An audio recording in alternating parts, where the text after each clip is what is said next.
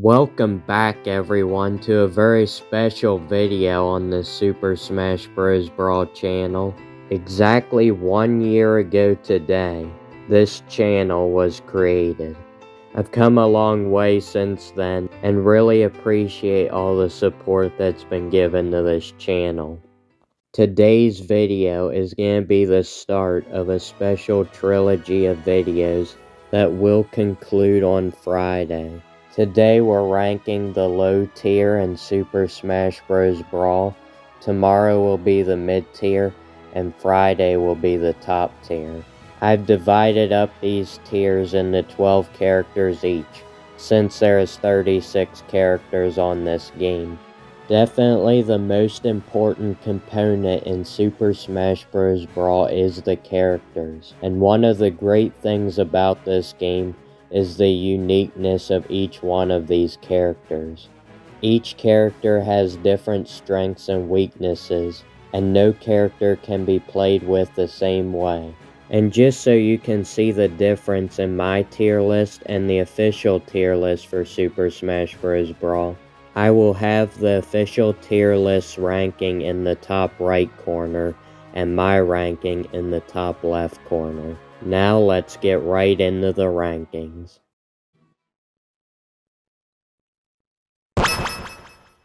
At number 36, the bottom of the barrel in Super Smash Bros. Brawl is none other than Jigglypuff.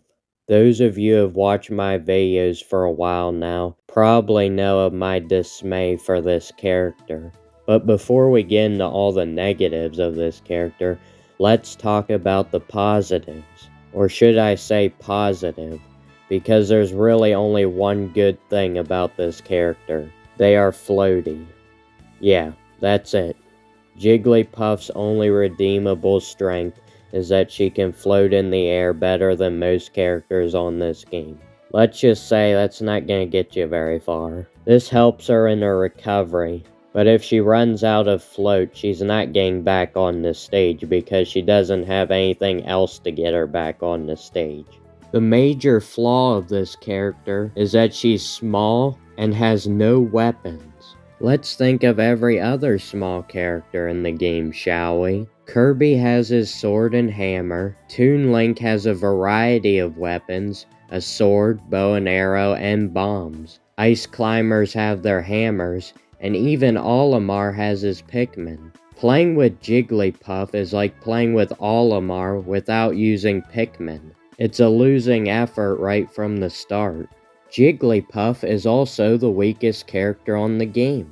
Her one strong move, where she rolls up into a ball, can easily lead to death if you don't turn around quickly enough on small stages. Just the general way that Jigglypuff is constructed on this game already gives her a disadvantage compared to most characters. Her arms are minuscule, so you pretty much have to hit your opponents with either Jigglypuff's feet or her whole body. This obviously puts you in dangerous situations because you have to be right up next to your opponent for every move.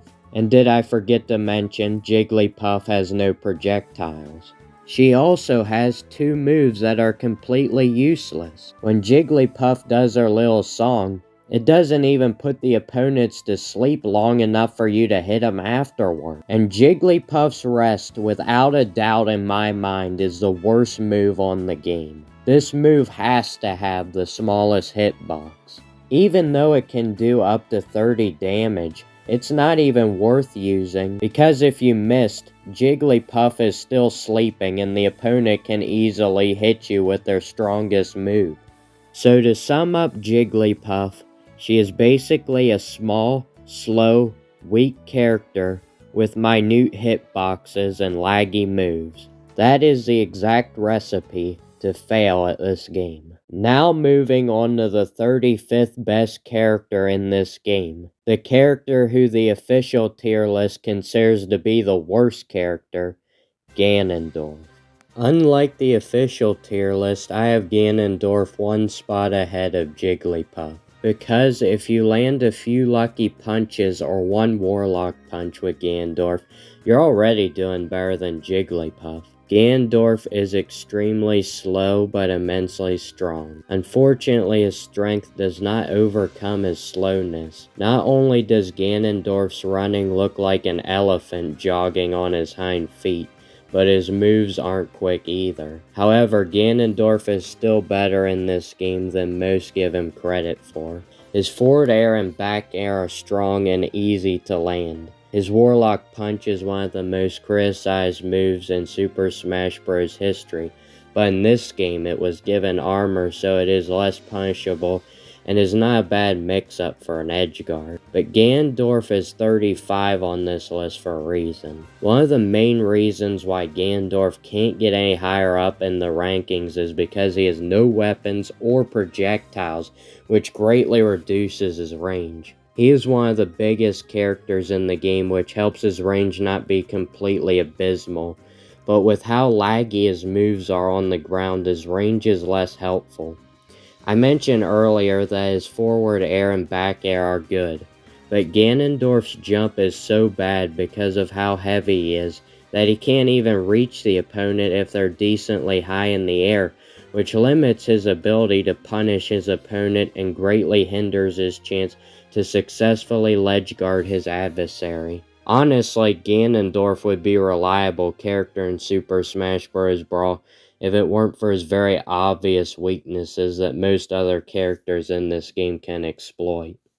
Next up at number 34 is Captain Falcon. This is basically your run-of-the-mill rushdown character who just forgot that his playstyle doesn't translate easily in the brawl. Although Captain Falcon has a tough challenge ahead of him in this game, he is still enjoyable to play with.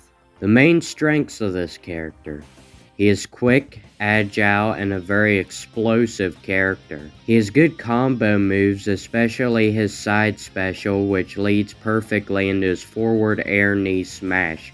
But if he misses on the side special, he'll do an elegant face smash directly into the floor. As you can imagine, he doesn't have an approach option on all fours like another character we know. Now I've got a great idea. Let's reposition Captain Falcon on the exact opposite side of the spectrum. Yes, I'm talking about the air. Captain Falcon's aerials are great, especially his up air.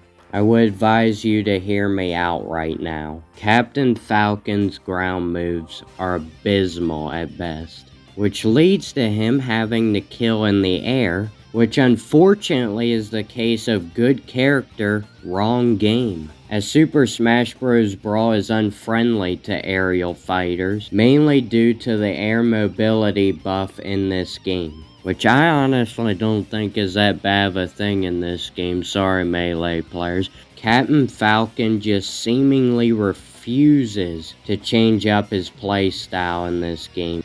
And honestly, it's probably best if Captain Falcon hops into F-Zero and recedes back into the internal confinement of the GameCube engine. I'll try to remember to tell my editor to put in captions next time I say anything like that again. At number 33 is that boy with the bat, Ness. Unlike Lucas, Ness is extremely weak. He still has decent speed, good range, and is a smaller character on the game, but when one of your better kill options is a yo-yo, there might be a few issues. Now I did say Ness has good range, like his PK Fire and his PK Thunder, which can cover an entire stage.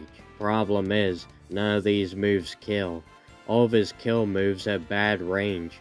PK Flash, more like PK Trash, only covers above him and is super laggy. His baseball bat is pretty small, probably because he's just a kid, and it wouldn't make any sense for him to have a huge bat. His yo-yo up smash has the most range but is the weakest out of the three moves. Oh, and if you're wondering if Ness's aerials are any good, you might as well keep on wondering. To me, Ness is one of the most frustrating characters to play with on this game. But if you enjoy grueling 8-minute matches, or just enjoy hearing Ness say PK every other move, I would highly recommend this character. At number 32 is our first Star Fox character, and amazingly enough, it's Fox. Similar to Captain Falcon, Fox is a rushdown character who excels in the air. Fox is extremely fast but also a very lightweight character who will die far too early if he doesn't keep his guard up. Fox is a great character versus projectile characters since he has his reflector. Unfortunately, his own projectile has a significant weakness. His laser gun has no knockback at all, which means his opponents can run right through it. The main problem with Fox, however, is his inability to kill early. Fox doesn't have many good kill options and struggles significantly from this. It's not so much the range of these moves that are poor, but the lagginess of these moves. Fox doesn't have good grab range, which hurts him significantly due to his close combat fighting style. His jab is actually one of the best in the game. Fox also has a pretty decent recovery in his fire recovery, but his teleport recovery along with Falco's is the best horizontal recovery in the game. In short, Fox has some of the safest moves in the game and is great at racking up the opponent's damage, but it's always an uphill battle for a character who dies early and kills late, and Fox is no exception. Up next, we have one of the biggest differences between my rankings and the official rankings. At number 31 is our good buddy Wario. Now, I hated to have to put Wario this far down on the list, but it had to be done. You would think that the character with an unlimited amount of yellow motorcycles would be good, but sadly, this is not the case. Wario has below average speed and is average in weight. He is by far one of the strangest characters on this game. He can run over his opponent with a motorcycle, he can eat his opponent, and his best kill move is passing gas. Unfortunately, it takes Wario forever to fully charge up his waft, only allowing him to use it 2 or 3 times a match. Not only that, but if Wario is near the top of the blast zone when he does his waft, he can actually kill himself. Oh, and by the way, that's his only reliable kill option. All of Wario's other kill options are laggy and much weaker than his waft. Now, the other major reason Wario is this far down is because he has no range at all. He has no projectiles unless he breaks apart his bike and throws the wheels, but since it takes 3 hits to knock apart his motorcycle, he's probably not going to have time for this. Wario also has no weapons, which means he is fighting mainly with his little legs and fists. Small characters with no weapons or projectiles usually amounts to a loss. Oh, and Wario's recovery is probably the worst in the game. At number 30 is a character who is one of the most exciting additions to Brawl's roster. It's none other than Sonic. Sonic was a great addition to Brawl, but it seems he was a little underdeveloped. Not as bad as the underdevelopment of Mr. Game & Watch and Melee, who didn't even have a big enough shield to cover his full body. But Sonic does seem to be a little incomplete. Most of Sonic's moves are him rolling up into a ball, which isn't a bad thing, but it gets a little repetitive. Sonic is the fastest character in the game. He is also a smaller, lightweight character. The main strength for Sonic is his aerials. All of his aerials are quick and have big hitboxes. Sonic can struggle on the ground though. His dash attack is good, but his close moves are pretty bad. His grab is probably the worst in the game, and his side smash has horrible range and low kill power, which brings up one of the main reasons Sonic is this low in the rankings. His kill power is awful. If he doesn't kill in the air, his opponent is going to live forever on the ground. Sonic's up smash isn't bad, but it still lacks the kill power. If Sonic just had one reliable kill option, he would be higher on this list. Sonic is honestly pretty similar to Wario because of his low kill power and bad range. The main reason Sonic made it ahead of Wario was because Sonic is far superior in the air. Sonic is still a fun character to play with. If you want a kill move for Sonic, play with him with the Smash Ball on. The next character in the rankings is actually a bad matchup for Sonic. It's Donkey Kong. Donkey Kong is actually pretty fast for how big he is. Probably because he is the only heavy character who runs on all fours. DK is pretty powerful. as you would expect from a heavy character. His charge-up punch is his strongest move, but since it needs charged up, it's not his most consistent kill option. His side smash is actually his most consistent kill option. It has great range and great KO power. He also has good combo abilities, especially with his head slam, which will bury his opponents into the ground, allowing Donkey Kong to hit them with another move. Even though Donkey Kong has a rare combination of speed and strength, he definitely has significant weaknesses. Unlike Sonic, Donkey Kong is not great in the air. His back air is great, but his up air, forward air, and down air are all pretty much useless. His up air is probably the best out of those three because it has decent kill power. DK's recovery leaves a lot to be desired. His recovery is one of those recoveries that is better for doing damage to his opponent than for actually recovering. It's good for horizontal recovery, and it does protect Donkey Kong against most ledge guards, but it has no vertical reach at all. I don't think I have to explain why that is so detrimental to recovery, especially for a heavy character who has fast fall speed. However, if Donkey Kong can stay on the ground for the majority of the match, he will most likely destroy his opponent. At number 28 is one of the few characters in Brawl who is neither animal nor human. It's Rob. Rob is the jack-of-all-trades character in Brawl. Unfortunately, he is also the master of none. The closest Rob gets to being the master of anything is his recovery, which is the second best in the game only behind Pit. Rob has a lot of helpful moves that would make him even higher on the list, but they all have some minor setbacks. Rob's spin attack reflects projectiles. Unfortunately, this move is super slow and won't be helpful against fast-moving projectiles. Rob's laser and down special are his two projectiles, but both of them have to be charged up.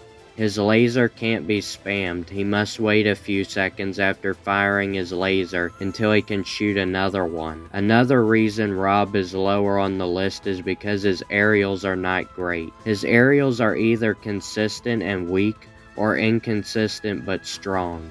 He doesn't have a strong consistent aerial. Rob is also one of the largest characters in the game, which makes him an easy target to hit. However, one of the greatest strengths of Rob is his range.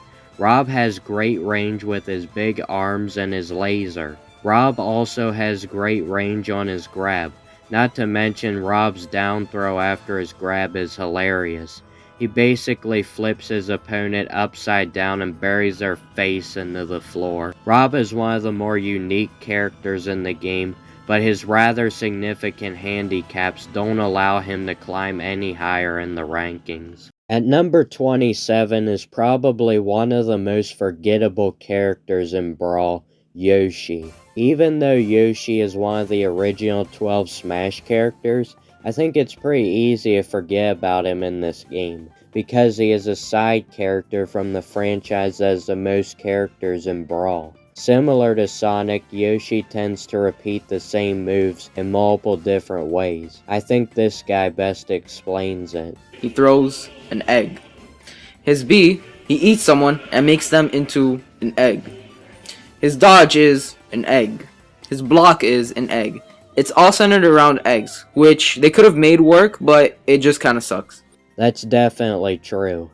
Yoshi is actually the only character in the game who doesn't have a normal bubble shield. Instead, his shield is none other than an egg. Besides eggs, Yoshi actually has some pretty decent moves. His up smash and side smash are his two best kill options and also have great range. One of the main strengths of Yoshi is his range. He may have small hands, but he doesn't use them for most of his fighting. Instead, he uses his long tail and his big head, Unfortunately, Yoshi does have a few drawbacks. One of the main ones is he doesn't actually have a recovery. Yoshi has the highest jump in the game, but if he doesn't get back the ledge on that, he's toast. Another drawback of Yoshi is that his aerials aren't great, with the exception of his back air. Yoshi is definitely one of the more unique characters in Brawl, and if you like eggs, then Yoshi is probably the character for you. Unfortunately, it's now time to talk about the most overrated Brawl character,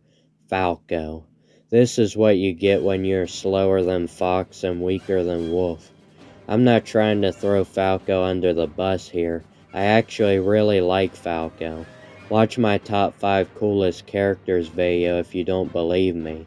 But no matter how cool Falco is, it doesn't get past the fact that he is extremely overrated. Falco doesn't have great speed or strength. He is really average in both categories. Falco is a lighter weight character, even though he is pretty tall, which means Falco is a big target that will die early.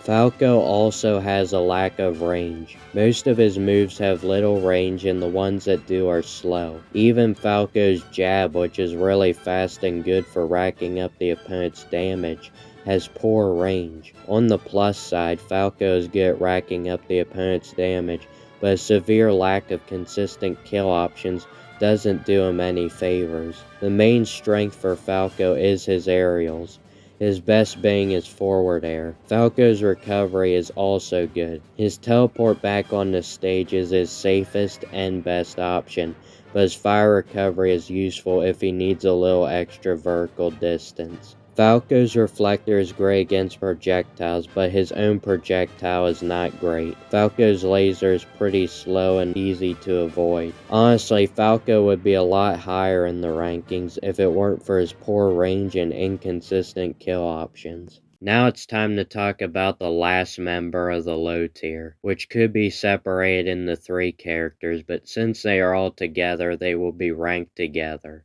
It's Pokémon Trainer. Pokémon Trainer has 3 characters, Squirtle, Ivysaur, and Charizard.